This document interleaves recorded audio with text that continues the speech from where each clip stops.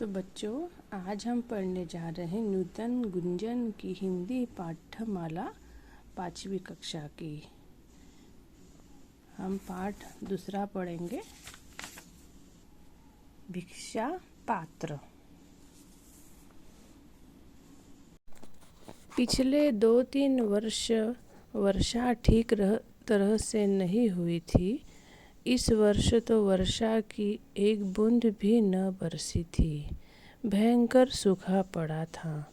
धरती का कलेजा फट गया था। उसमें जगह जगह दरारें पड़ गई थीं। पेड़ पौधे सूख गए थे। पशु पक्षी प्यास से व्याकुल थे। पक्षियों का कलरव भी कम ही सुनाई पड़ता था। न जाने भूखे प्यासे कहाँ दुबके बैठे थे। नगर में अकाल पड़ा था। जिसके पास थोड़ा बहुत अन्न था, उसने छिपाकर दुर्दिन के लिए रख लिया था। प्रजा हाहाकार कर उठी।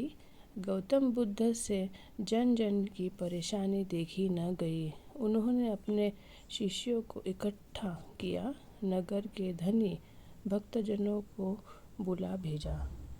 विनम्र स्वर में बुद्ध ने प्रश्न किया, प्रियजनों, बोलो, भूखी प्रजा को अन्न देने के लिए तुमसे कौन कौन तैयार है?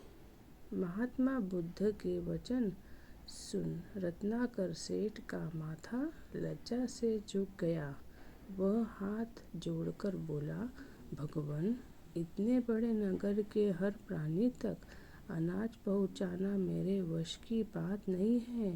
तथागत ने अपनी दृष्टि घुमाई। उनकी नज़र सेनापति जयसेन पर पड़ी।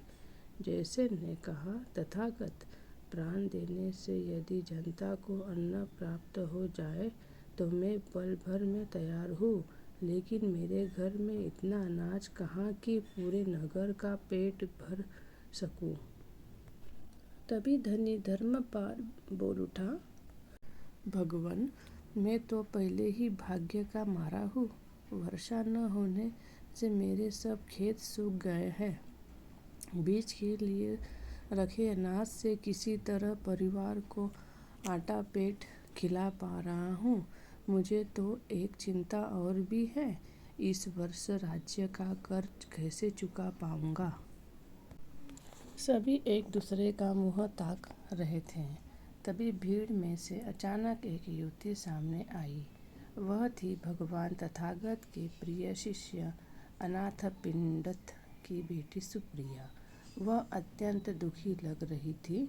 आंखों से बहते आंसू पोंछकर उसने बुद्ध देव के चरण छुए और मीठे स्वर में बोली, भगवान, यह तुच्छ सेविका आपकी आज्ञा का पालन करेगी।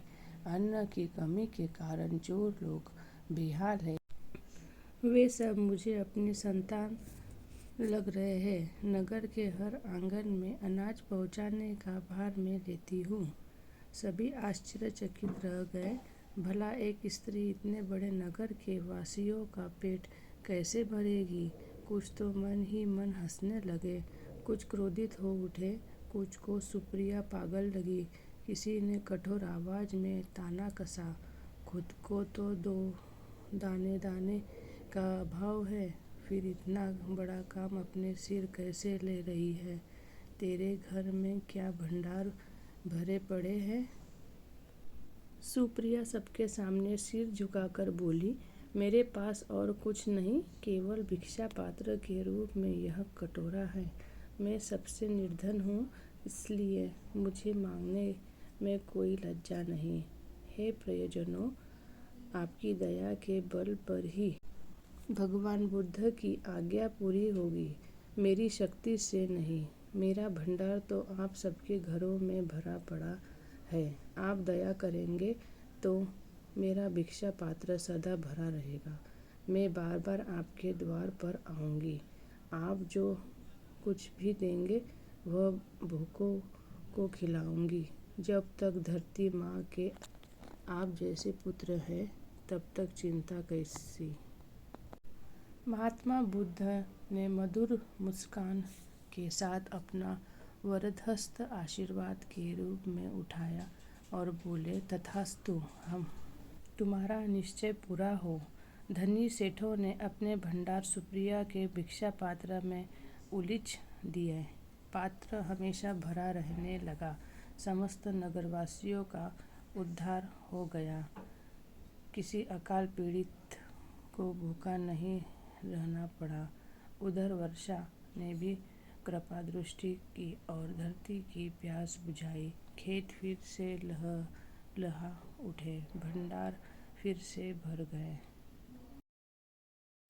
अगर आपको यह पाठ समझ में आया तो लाइक करिए। धन्यवाद।